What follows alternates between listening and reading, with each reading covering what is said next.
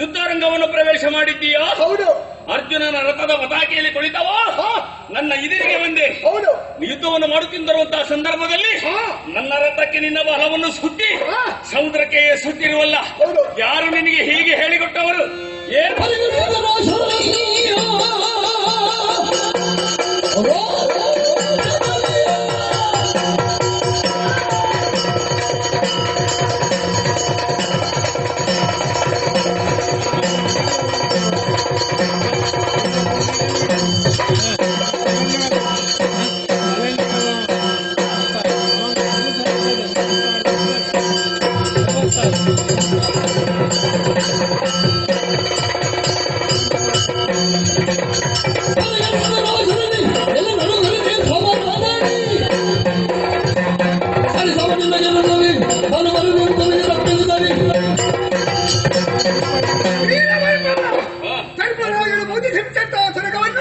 ಕಟ್ಟಿದ್ದು ಮಾತ್ರವಲ್ಲದೆ ಅಹಂಕಾರದಿಂದ ವರ್ತಿಸ್ತಾ ಇದೆಯಾ?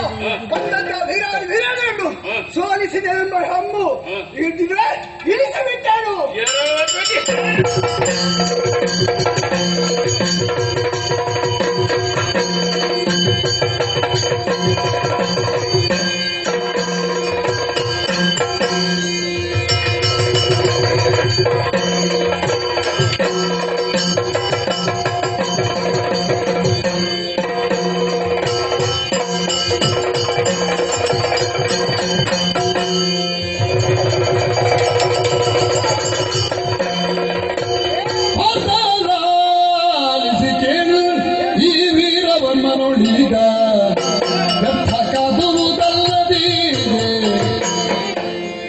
ಸಾರ್ಥಕವಲ್ಲ ವೈಷ್ಣವ ಅಪೋಪರದಿ ಸಮರ್ಥನಾಗಿದನಂತನೋ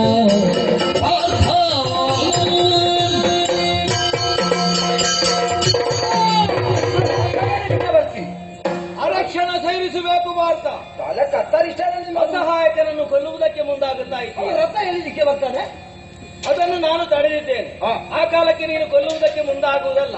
ಒಂದು ವೇಳೆ ನೀನು ಅದೇ ಕಾರ್ಯಕ್ಕೆ ಮುಂದಾಗುತ್ತಿ ಅಂತ ಆದ್ರೆ ನಿನ್ನಿಂದ ಕೊಲ್ಲುವುದಕ್ಕೆ ಸಾಧ್ಯ ಉಂಟಾ? ಖಂಡಿತ ಸಾಧ್ಯ ಇಲ್ಲ. ನೀನು ಅಂತ ಅಲ್ಲ, ನಾನೇ ಆದ್ರೂ ಕೂಡ ನನ್ನದಾಗಿರುವಂತಹ ಸುದರ್ಶನನಿಗೆ ಆಜ್ಞೆ ಮಾಡಿದ್ರು ಕೂಡ ಅವನ ಶಿರವನ್ನು ಕತ್ತರಿಸಲಾಗದು. ಯಾಕೆ ಬಲ್ಲೆಯ? ವೀರ ವೈಷ್ಣವನಿದ್ದಾನೆ. ಸಾರಸ್ವತಾಜ್ಯ ಪಟ್ಟಣದ ನೆಲದಲ್ಲೇ ನರನಾರಾಯಣರನ್ನು ಕಾಣಬೇಕು ಎನ್ನುವಂತಹ ಹಂಬಲ ಆತನದ್ದು. ನಾವು ಬಂದದ್ದಲ್ಲ, ನಮ್ಮನ್ನು ಆತ ಬರಿಸಿಕೊಂಡ. ಚಿನ್ಮಯಾತ್ಮಕ ನೀನು ಅನುಮಹತ್ವವಾದಿ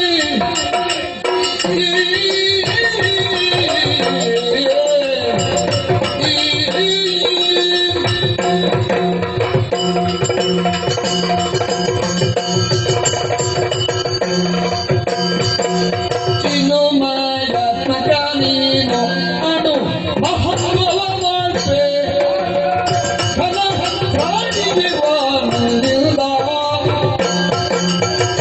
ಇನಿತಾ ಗೋದೆ ಮಗಳ ಮಡರಣ